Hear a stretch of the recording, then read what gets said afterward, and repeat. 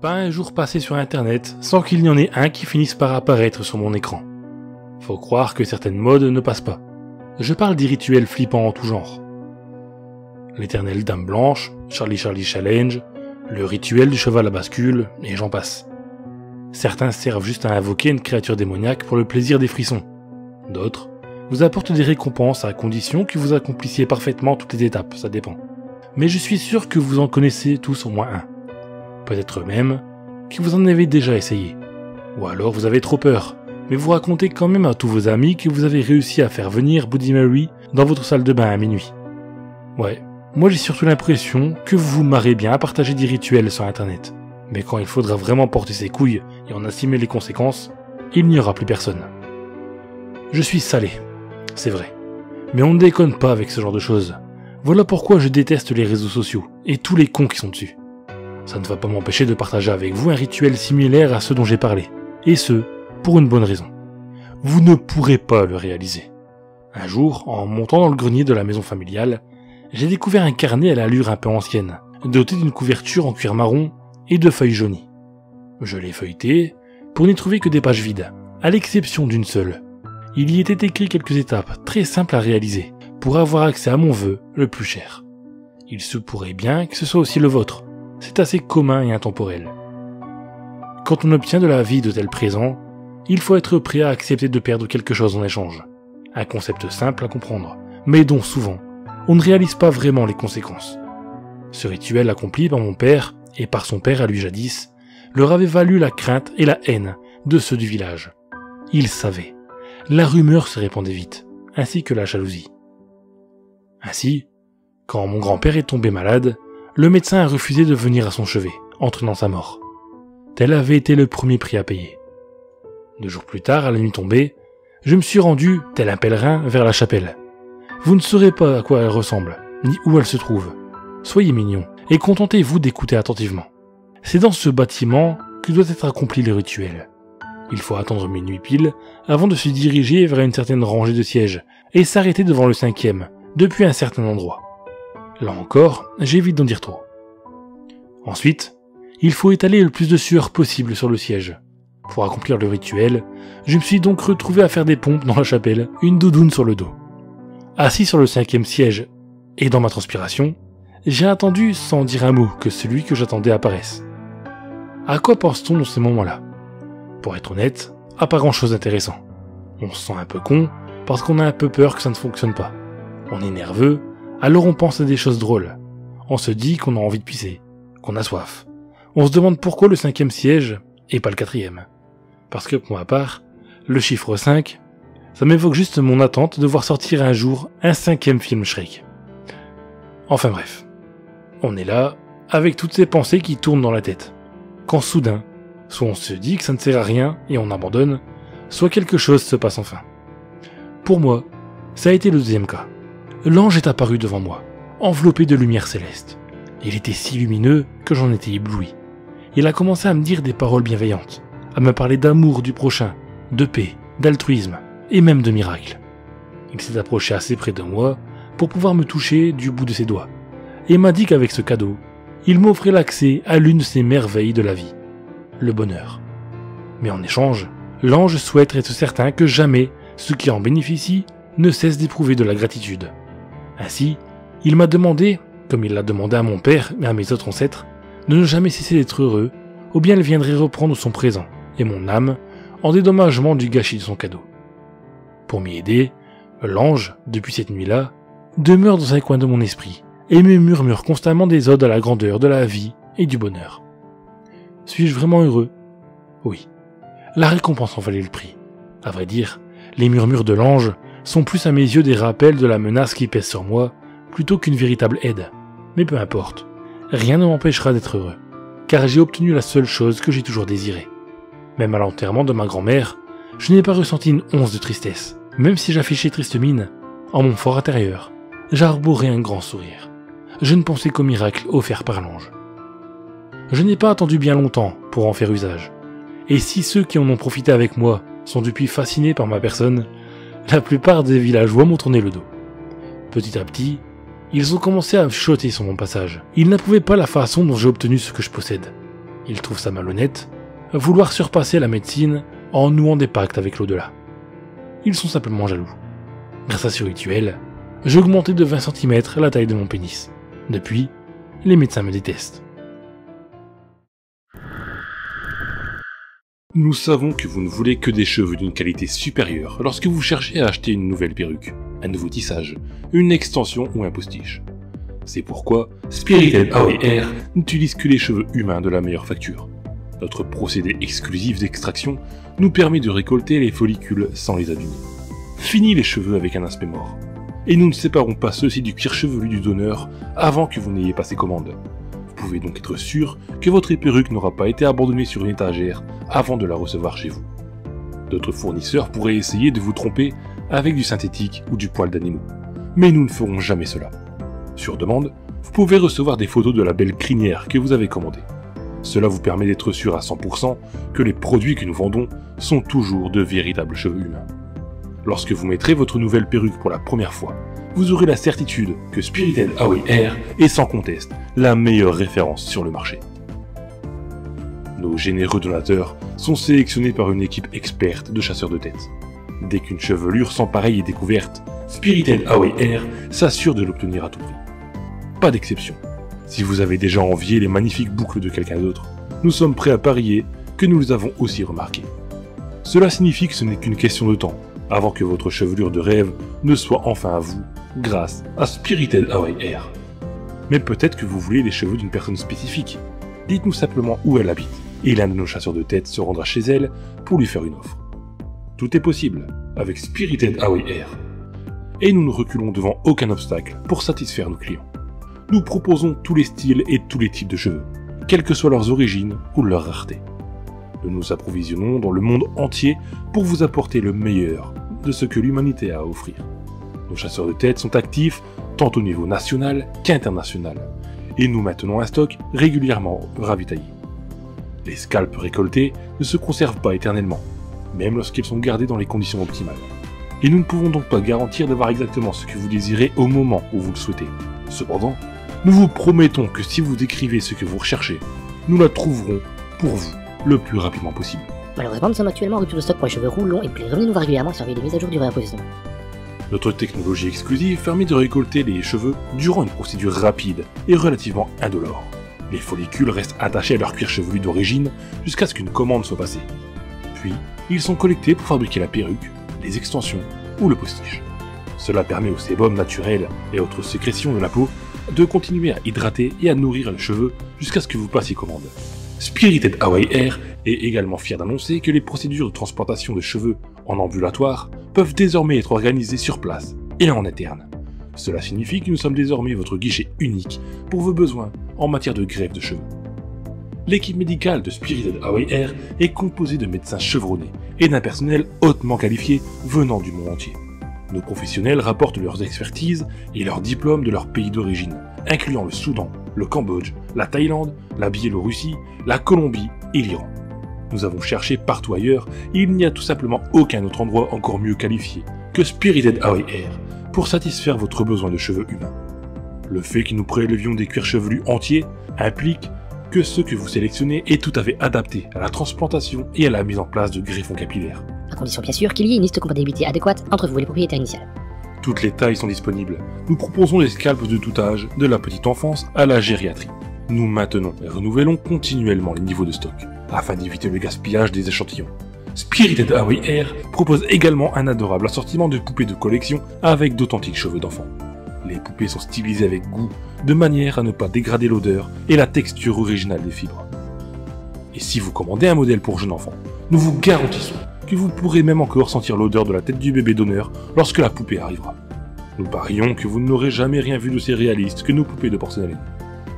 Mais elles ne sont pas disponibles tout au long de l'année, alors agissez vite et achetez la vôtre dès aujourd'hui. Connectez-vous dès maintenant pour fixer votre rendez-vous. Nous sommes impatients de savoir à quoi ressemble votre coiffure idéale, et nous sommes prêts à vous aider à réaliser votre rêve capillaire. N'attendez plus et profitez de la coupe parfaite dès aujourd'hui. Nous voulons vous voir au plus vite, surtout si vous avez déjà une belle chevelure. En effet, Spirited Away Hair propose actuellement une nouvelle promotion étonnante que vous ne voudrez pas manquer. Si vous avez les cheveux roux, longs et bouclés, nous ferons votre premier mesurage du cuir chevelu et votre premier essayage, sans aucun frais supplémentaire. N'hésitez pas à vous rendre sur le site Spirited Away Air.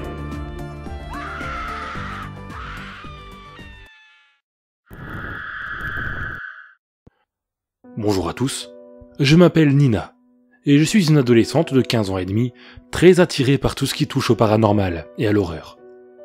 Si je viens vous parler aujourd'hui, c'est pour vous avertir. En fait, avec mes copines, ayant toujours été fan du personnage, on a récemment regardé le film sur le Slenderman, celui de 2018.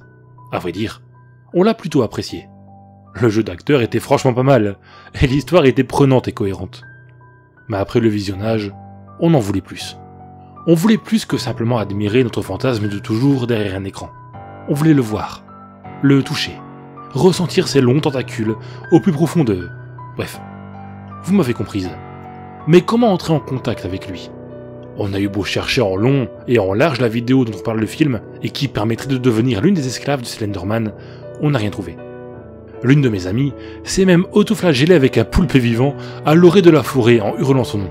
Mais tout ce qu'elle a récolté, c'est une garde à vue. En désespoir de cause, j'ai décidé de me tourner vers le Ouija. Il fallait que je prenne le taureau par les cornes, que je sois la première à lui parler. Sans en référer à mes amis, je me suis rendu sur Wish et j'ai commandé au rabais une planche Ouija, tout ce qu'il y a de plus banal. Une semaine plus tard, lorsque mon colis est arrivé, je me suis rué sur l'emballage.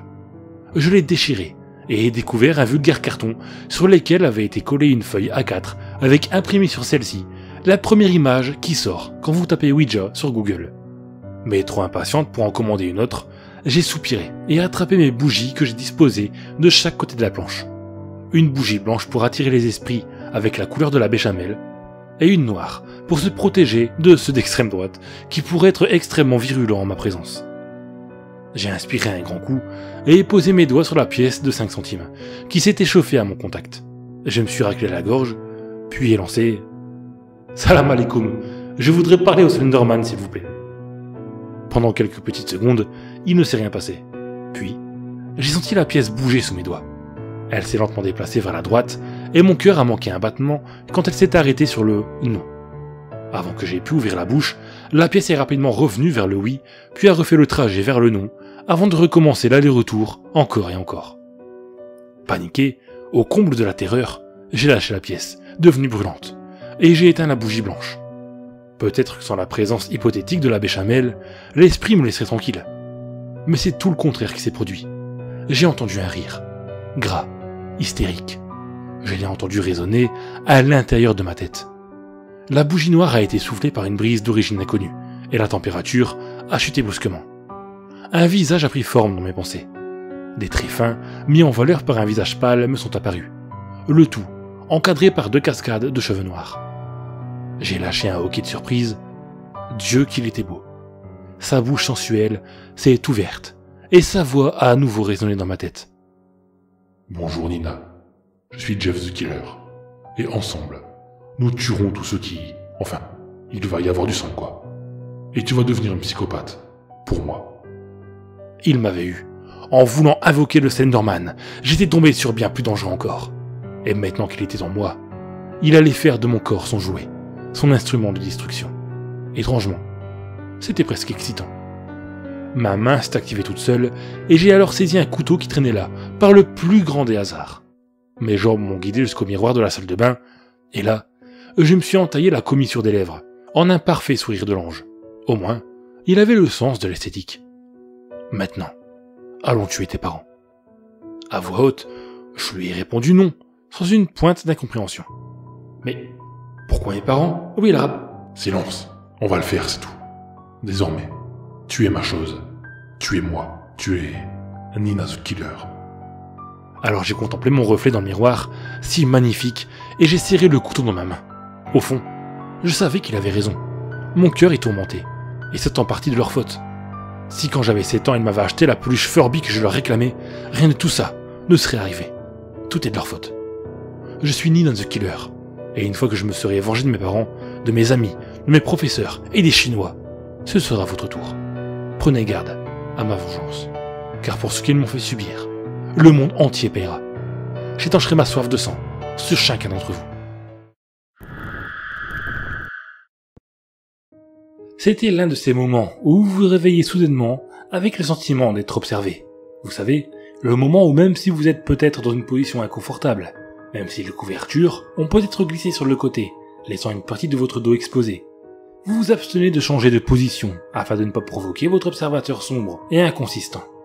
Pendant plusieurs minutes, vos cheveux vous démangent, votre respiration s'accélère et vous gardez les yeux bien fermés de peur qu'ils ne croisent ceux d'une silhouette grotesque tapie dans l'ombre.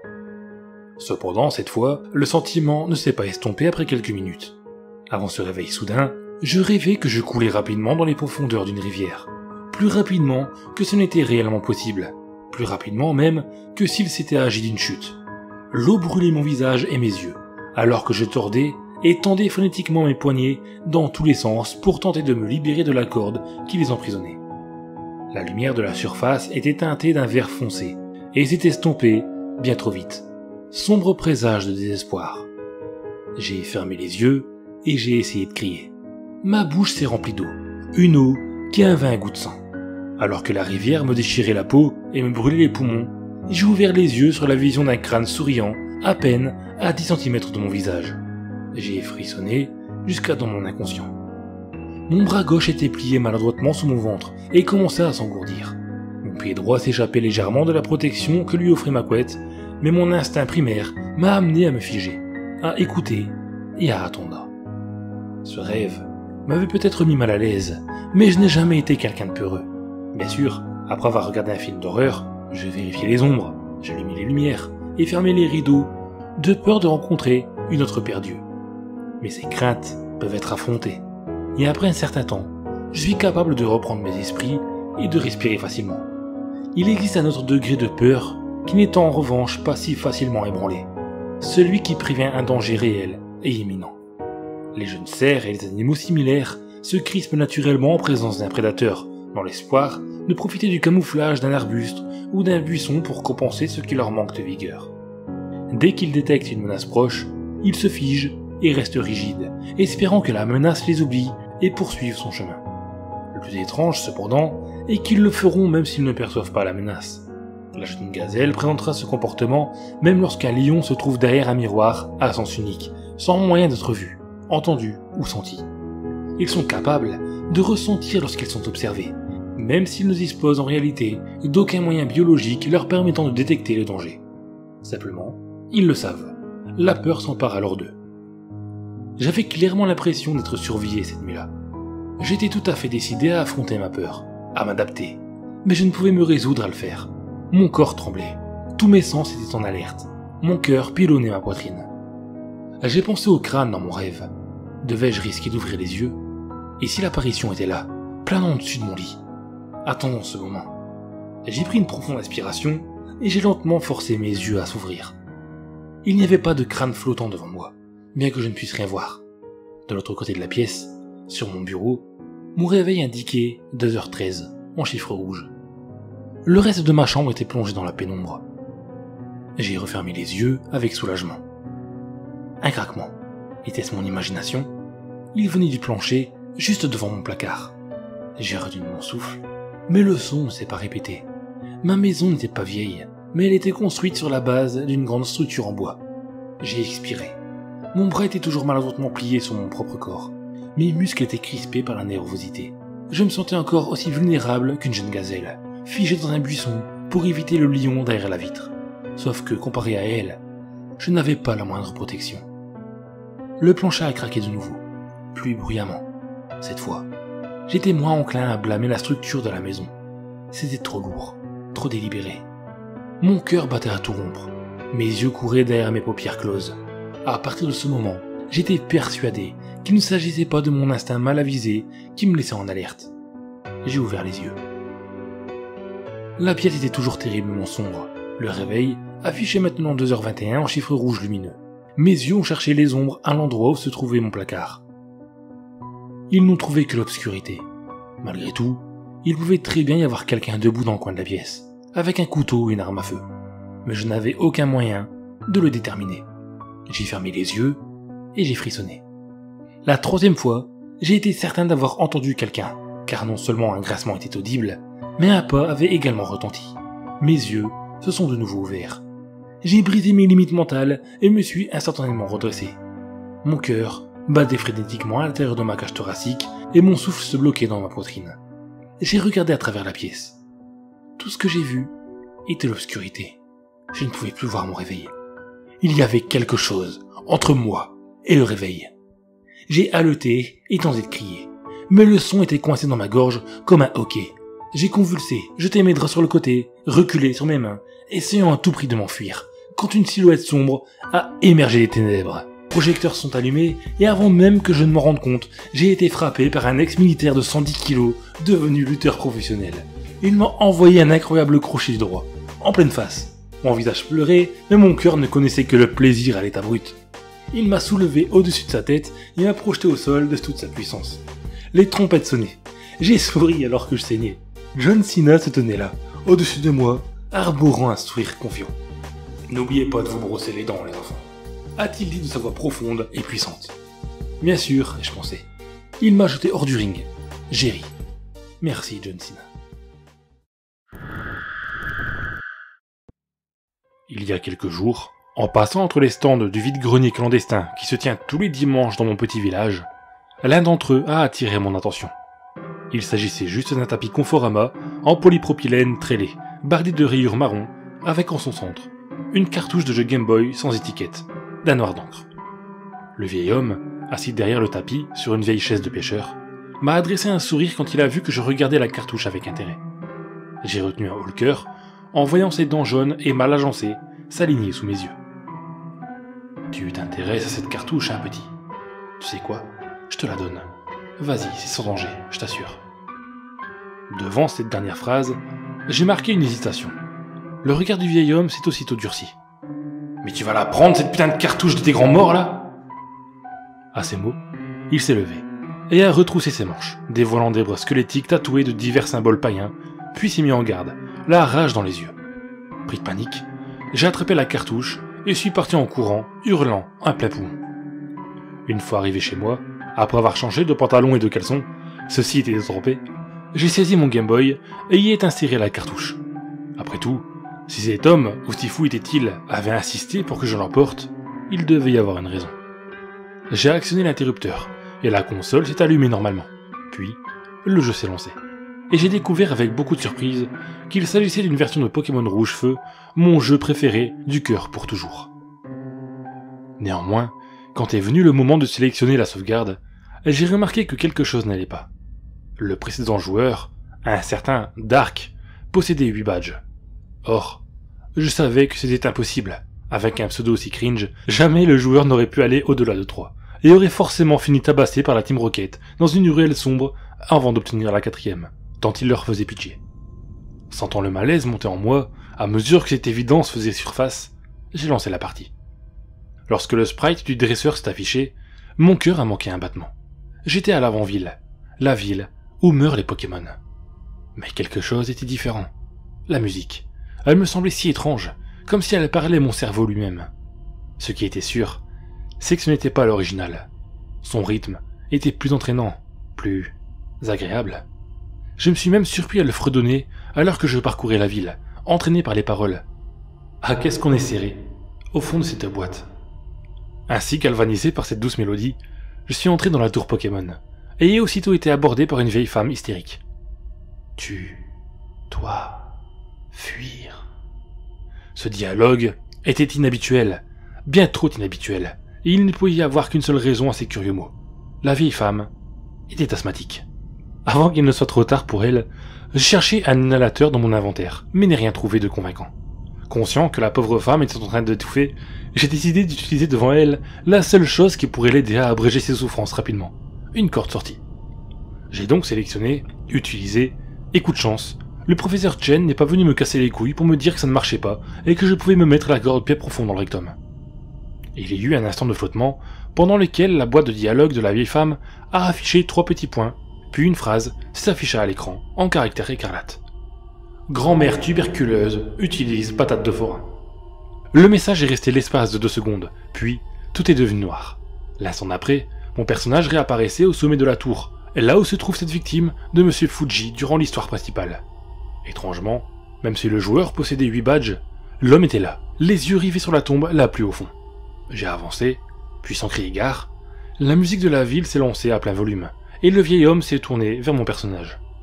Impossible de baisser le son, la molette était bloquée par un vieux chewing-gum que j'avais placé là, voilà des années. Incapable de le retirer, j'ai donc été contraint d'écouter cette musique à plein volume, encore et encore, alors qu'une boîte de dialogue s'ouvrait. Nous venions souvent ici, quand ma femme n'était pas tuberculeuse. À l'époque, cette tour était tout autre. C'était la plus haute maison close de la région, où travaillaient humains et Pokémon, main dans la main. Mais un jour, après avoir payé son coup avec un métamorphe, elle a toussé du sang sur Asmogo, et celui-ci a explosé, répandant sa tuberculose dans tout l'étage, puis dans toute la tour. Les Pokémon sont morts, et ont été enterrés ici même. Les anciens clients viennent souvent leur rendre visite, si bien qu'un panneau « Exhumation interdite » a été placé à l'entrée. À mesure que cette tragique histoire prenait son sens, mes yeux sont écarquillés. La musique se faisait de plus en plus forte, à tel point que mes oreilles commençaient à cracher du cérumen par paquet tant elle était mise sous pression. La femme n'était pas asthmatique. Monsieur Fuji s'y retournait. Il y avait les yeux rouges. Dark, ou plutôt devrais-je dire Kevin, le moment est venu pour toi de les rejoindre. Un frisson glacé m'a parcouru l'échine. Comment connaissait-il le prénom de mon petit cousin par alliance? Mais je n'ai pas eu le temps de me poser davantage de questions. Un combat s'est lancé, et je me suis retrouvé face au sprite d'un vieillard aux yeux rouges et aux bras squelettiques, tatoués de symboles païens. Tout faisait sens, oui. Les pièces du puzzle s'emboîtaient les unes dans les autres, lentement. L'homme qui m'avait vendu ce jeu, et Monsieur Fuji, c'était des sosies. Dieu que le monde est petit. Quelle chance j'avais d'assister à une coïncidence pareille. Dans tous les cas, le seul Pokémon de mon équipe, un Salamèche, nommé sobrement Sam la Lèche, faisait face à cet homme. J'ai utilisé sa seule attaque, hurlement, et une étrange animation s'est affichée à l'écran. Un bruit sourd s'est fait entendre, et les mots « ou i » ou « aa » sont apparus. Mais rien n'y a fait. Ça n'affecte pas Monsieur Fuji. Le vieil homme a alors utilisé coup de tête balayette, et mon Sam la Lèche est tombé KO en un coup. La nouvelle musique de l'avant-ville s'est alors intensifiée, à tel point que j'ai senti du sang couler de mes yeux, même si la laideur du sprite en face n'avait pas aidé à éviter le phénomène. Un rire s'est alors élevé des haut-parleurs de la console, et les mots « Game over miskin » se sont affichés en lettres de sang après un fondu au noir. J'ai jeté la console au loin et j'ai hurlé. C'était injuste, j'aurais dû le battre. C'était de la triche. Ivre de rage, j'ai donné un grand coup de poing dans le mur de ma chambre, mais je n'ai réussi qu'à me briser les phalanges. C'est alors que je l'ai entendue, une dernière fois. Et avec elle, le grincement, puis l'ouverture de la porte, révélant un bras squelettique tatoué de symboles païens, ainsi qu'un visage apparaissant lentement dans l'embrasure, et duquel on arrachait de l'autre main un masque ridé, révélant une face trop souriante, connue de tous. Ça y est, il était venu me chercher.